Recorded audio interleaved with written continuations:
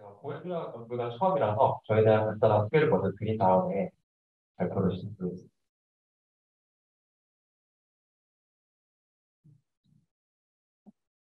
저는 올해 2월에 계신 박재규 교수 연구를 학교를 듣고 저 같은 경우는 이제 키스크 연구소에서 공부를 하고 있습니다.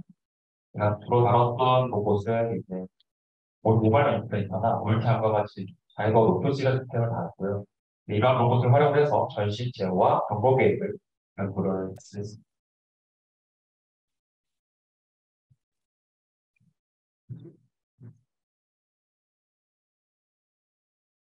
연구 주제에 대한 이해를 돕기 위해서 일단 로봇 시스템 구조를 좀 간단하게 설명을 드리면서 시작을 하도록 하겠습니다. 먼저 왼쪽에서부터 이제 목표하는 작업이 정의가 되면은 이에 대한 이제 경로를 계획하고, 그다음에 계산된 목표 경로 수정하기 위해서 제어기에는 입력값을 만들고 그 로봇에 입력을 하게 됩니다. 로봇은 이 입력값을 발현을 하고, 그다음 실제로 특정된 값을 다시 제어기에 입력해서 새로운 입력값들을 만드는 과정을 반복을 하게 됩니다. 이런 구조에서 목표하는 작업을 달성하기 위한 전략 크게 두 가지로 이제 볼 수가 있습니다. 먼저 경로를 계획한 뒤에 로봇을 제어하는 이제 초록색의 이제 플랜 앤 액트 전략과, 목표하는 작업에 대해서 특별한 경로 계획 없이 바로 궤적을 만들어서 이제 로봇을 제어하는 이 파란색의 액트 앤 리액트 전략이 있습니다. 플랜 앤 액트 전략 같은 경우에는 보통 복잡한 작업이나 외부 환경을 고려될 때 사용하는 접근 방식이고, 액트 앤 리액트는 이제 단순한 작업이지만 환경의 변화, 센서의 측정 값에 대해서 대응해서 목표하는 작업을 수행하는 전략입니다. 저는 모바일 인플레이터로 관련해서 이러한 제한 조건들을 고려한 두 전략을 모두 연구해봤습니다. 첫 번째로 이제 플랜 앤 액트에 속하는 이제 왼쪽에 기구학적 제한 조건들을 고려한 전시 모션 생성입니다. 이 연구 같은 경우에는 모바일 인플레이터가 이제 눈에 접근을 하고 통과하고 목표점까지 도달하는 모든 과정에 대한 전신의 모션을 계획에 관한 연구입니다. 두 번째로 오른쪽에 이제 액트 앤 리액트에 속하는 HQP를 활용한 제한 조건 회피 모션 생성입니다. 다 같은 돌이나 특이점과 같이 로봇의 제한 조건을 회피하는 전략과 관련된 제어기들을 연구했습니다. 오늘은 이제 첫 번째 주제에 대해서 더 자세하게 말씀드리도록 하겠습니다. 먼저 인간 중심 환경에서 전신의 움직임 요구되는 여러 물체들이 존재합니다. 카트나 서랍, 이제 문 등이 있습니다. 그래서 이제 문을 이제 대표적인 예시면서 동시에 문을 통과함으로써 아래 그림과 같이 작업 공간이 넓어질 수 있기 때문에 작업 수행 능력을 확대시킬 수가 있습니다. 이러한 이제 문과 관련된 기존 연구를 많이 존재합니다. 그래서 모바일 매니플레이터 이용해서 문을 여는 수행 연구를 존재하는데, 왼쪽에 검은색 박스에 이제 액트 앤 리액트 전략과 오른쪽에 빨간색 박스에 플랜 앤 액트 전략이 존재합니다. 먼저 이제 왼쪽의 실시간 제어 전략의 장점은 일단 문에 대한 사전의 정보가 필요 없어도 문을 열 수 있다는 것이 있지만, 굉장히 제한된 조건에서만 적용이 가능한 단점이 있습니다. 반면에 이제 오른쪽에 경로 계획 관련 연구는 이제 문을 여는 문제에 대해서만 경로를 계획했기 때문에 문을 통과하고 그다음 목표 위치에 도달하려면 추가적인 경로 계획이 필요합니다. 다시 정리하면은 이제 기존의 연구들은 로봇이 이미 문에 인접하다고 이제 가정을 하고 경로 계획을 하기 때문에 오른쪽 위에 그림과 같이 접근하는 경로를 추가적으로 계획합니다. 두 번째로 기존의 연구들은 왼쪽 아래와 같이 문의 목표 각도에 도달하는 경로 계획과 수행을 하기 때문에 문을 열고 나서는 문을 통과하고 나아가서 목표 지점까지 이제 도달하는 경로 계획을 추가적으로 경로 계획 수행합니다. 정리하자면은 이러한 이제 하위 문제들에 대한 경로 계획이 추가적으로 필요합니다. 만약에 이렇게 하위 문제들에 대한 추가적인 경로 계획을 한다고 하더라도 각 하위 문제들에 대한 목표는 사람이 정해줘야 됩니다. 첫 번째로 이제 왼쪽 위에 그림과 같이 문 앞에 어디에 위치해야 될 때를 정해줘야 되고, 두 번째로는 아래와 같이 어느 정도 열어야 될지 정해줘야 됩니다. 그럼 이제 사람이 직접 각 하위 문제들의 목표를 정해줌으로써 각 문제에 대해서 성공 여부가 보장되지 않습니다. 그러니까 이제 문 앞까지 경로 계획은 이제 잘 됐지만 문을 여는 문제에 대해서 경로 계획이 실패할 수도 있고, 다른 예시로서는 문을 이제 90도까지 여는 경로 계획을 했다면 문을 통과하는 경로 계획을 실패할 수도 있다는 뜻입니다. 저는 시작 위치에 출발을 해서 문을 통과하고 목표 위치까지 도달하는 전신의 경로 계획을 하는 것을 목표로 두었습니다.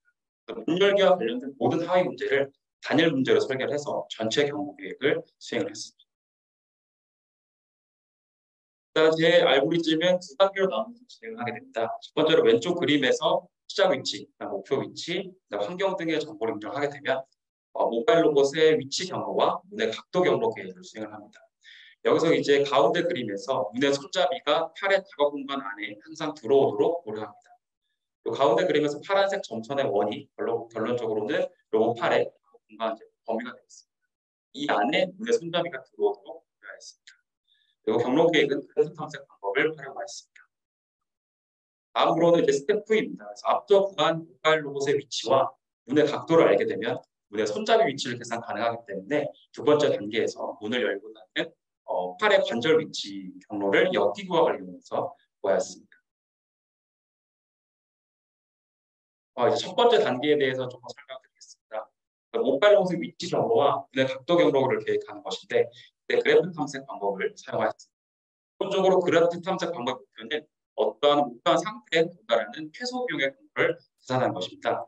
그리고 이러한 그래프를 구성하기 위해서는 상태, 행동, 비용 이 세 가지 요소가 필요한데 이 세 가지 구성 요소가 정의하고자 하는 문제에 맞게 정의된다면 아래 그림과 같이 순서대로 먼저 시작과 목표 상태를 입력하고 그 다음에 행동을 통해서 목표 상태에 도달할까지 상태를 전이 혹은 전파시킵니다. 그 다음에 목표한 상태에 도달하면 최소 비용의 경로를 계산하게 됩니다. 그래서 이렇게 상태, 행동, 그 다음에 비용에 대해서 제가 설정한 설계에 대해서 설명드리도록 하겠습니다. 먼저 상태입니다.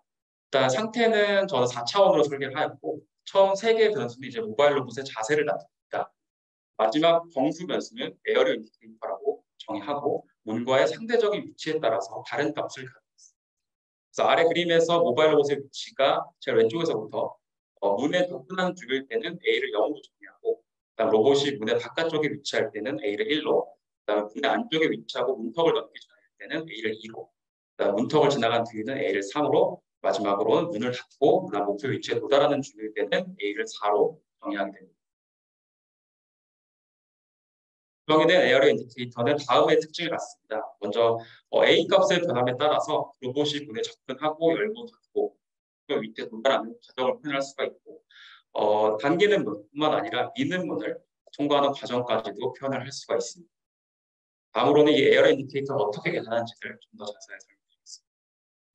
먼저 이제 왼쪽 그림에서처럼 모바일 로봇의 자세가 결정되면은 문의 각도 범위를 일단 이산화시킵니다. 문의 각도 범위는 이제 문이 몇 도까지 열리는지에 대한 범위인데 예를 들어서 각도가 이제 180도고 그 다음에 1도로 이산화시킨다면 180개 문을 하고 2도로 이산화시키면 90개입니다. 왼쪽 그림은 기존에 이제 180도로 가정하고 표기를 해놨습니다. 다음으로 이제 이산화된 각도 범위에 대해서 로봇과 충돌하지 않고 그다음 로봇 팔의 작업 공간 범위 내에 포함되는 각도 범위를 계산합니다. 그래서 이 과정은 180개 이산화 각도가 있다 그러면 180번 계산을 하게 돼요. 왼쪽 그림을 기준으로 이제 계산 결과 다음과 같습니다. 그래서 빨간색 부채꼴은 0도에서 5도를 나타내고 초록색 부채꼴은 이렇게 계산이 되고 나면 이제 에어리어 각 각도별로 에어리어 인디케이터를 계산합니다. 왼쪽의 경우에는 이제 0도에서 5도가 로봇이 문 바깥쪽에 위치하기 때문에 에어리어 인디케이터가 1인 각도들이 되겠고 초록색 부채꼴은 로봇이 문 안쪽에 있기 때문에 에어리어 인디케이터가 2인 각도들입니다. 그 계산 결과에 따라서 이 에어리어 인디케이터의 개수에 따라서 상태를 생성합니다. 왼쪽을 기준으로 에어리어 인디케이터가 1일 때는 S1, 그다음에 에어리어 인디케이터가 2일 때는 S2 이런 식으로 예시로 나타내겠습니다. 그래도 이렇게 이제 범위함에 따라서 이제 에어리어 인디케이터는 도달 가능한 각도 범위를 내포하고 있습니다.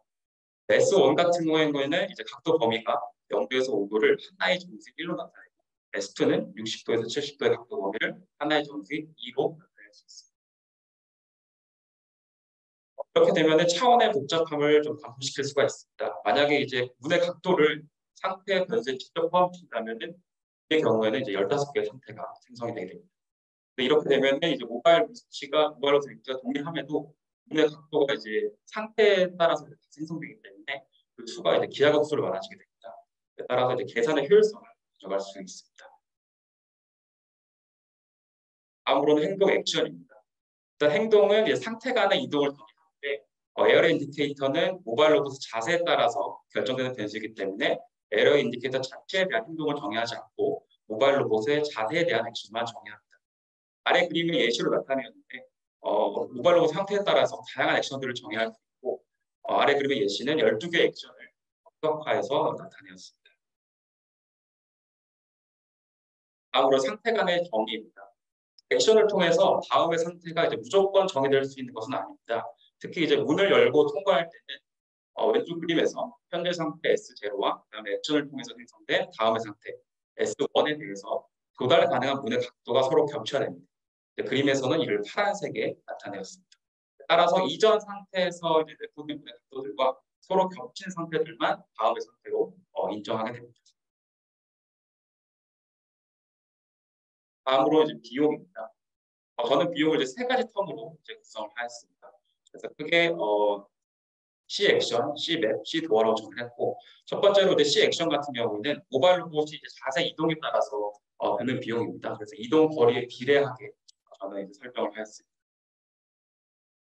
두 번째로는 C 맵이라고 표기되어 있고 현재 자세에서 지도상에서 장애물과 얼마나 가까운지를 나타내는 비용입니다. 아래 동영상 같은 경우에 이제 파란색으로 표기된 이러한 코스트 맵을 통해서 계산 가능하도록 이제 설계하였습니다. 마지막으로 C 도어 같은 경우에는 현재 위치에서 문 손잡이와의 이제 거리에 따른 비용이 되겠습니다. 그래서 문의 손잡이가 로봇으로부터 이제 적당한 거리에 위치해 있으면 최소 비용을 받도록 2차 함수를 활용하였습니다. 여기서 이제 적당한 거리라고 정해진 D민이라는 항은 이제 오른쪽에 리처빌리티 분석을 통해서 딱 리처빌리티가 높은 이제 큰 반경의 값으로 정하였습니다. 상태와 이제 행동, 그다음 비용을 정의하게 되면 이제 탐색을 하게 됩니다. 여기서 이제 탐색은 A-스타 계열의 다양한 알고리즘이지만 Anytime Repairing A-스타를 사용하였고 이 알고리즘 이제 초기화를 이제 빨리 찾고 남은 시간 동안 이제 경로를 최적화시키는 특징이 있습니다. 애초에 일단 상태와 행동과 이제 비용을 일반화시켜서 정의하였기 때문에 A-스타 계열의 다른 알고리즘도 적용 가능합니다. 탐색을 마치고 나면 다음과 같은 경로의 예시를 뽑을 수 있습니다. 그 제로에서부터 에어레 인디케이터가 0일 때를 시작으로 S1, S2, S3 마지막으로 에어레 인디케이터가 4인 S6까지 공로가 계산됩니다. 여기에서 이제 각 상태에서 도달 가능한 문의 각도가 여러 개일 때는 그중에서 최소 비용을 받는 문의 각도를 하나 선택하게 됩니다. 결론적으로는 이 경로 계산을 통해서 모바일 로봇의 자세 경로와 문의 각도 경로 계획을 얻을 수 있습니다. 두 번째 단계에서는 팔의 관절 위치를 경로로 구합니다. 앞서 구한 모바일 로봇의 자세와 그에 해당하는 이제 문의 각도 정보를 이용해서 문의 손잡이 위치를 계산할 수 있고 역기구학 솔버를 활용해서 관절 위치를 구할 수가 있습니다.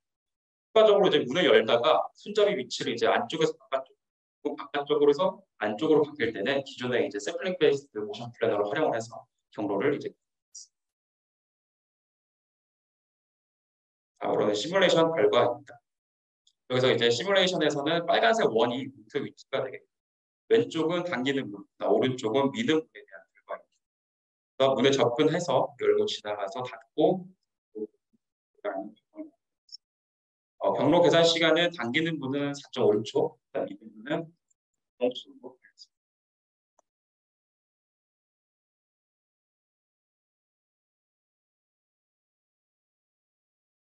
동영상을 밀어서 다음 결과를 통해서 다시 보여드리겠습니다. 실제 실험의 결과입니다. 동영상을 9배속으로 나타냈습니다. 그래서 속에서 한 뒤에는 실제 실험하기 위해서 궤적을 만들기 위해서 시간에 따라서 이제 선형으로 이제 보관을 하고 이를 각각의 제어기에 입력을 해서 실제 실험을 진행을 하였습니다. 그리고 이 동영상에 이제 박스의 벽을 나타냈는데 이걸 이제 실제 2D 라이더 스냅을 통해서 모바일 로봇의 위치 추정을 통해서 데이터 제어를 했습니다. 추가적으로 장애물이 많은 이제 복잡한 환경에서도 제한된 방법을 적용을 했습니다. 그래서 왼쪽 같은 경우에는 문이 60도까지만 열리도록 장애물을 배치하였고 두 번째 실험 오른쪽 같은 경우에는 문 입구 양옆에 1m만의 이제 정사각형 장애물을 추가하였습니다. 그 결과 동영상에서 확인할 수 있듯이 이제 성공적으로 문을 통과해서 목적지까지 다음으로 이제 다른 형태와 특성을 가진 로봇을 제한하는 방법을 적용을 해보았습니다. 그래서 새로 적용해본 로봇은 이제 오른쪽 형태가 되겠고 로봇팔은 기존에 사용했던 로봇과 동일하게 7자율도를 가지고 있지만 관절 위치나 관절 회전 방향 이 그 길이가 모두 다르게 됩니다. 뿐만 아니라 모바일 로봇도 이제 기존의 차동 구동에서 옴니디렉 전방향 이동이 가능한 옴니디렉션 모바일 로봇으로 변경을 해서 적용을 하고 있는 거죠. 그래서 옴니디렉션이다 보니까 결론적으로 계산할 수 있는 이제 경로는 이제 왼쪽 한 방향으로 움직이면서 똑같이 이제 문을 열고 닫고 그다음에 목까지 이동하는 것을 결과를 수행.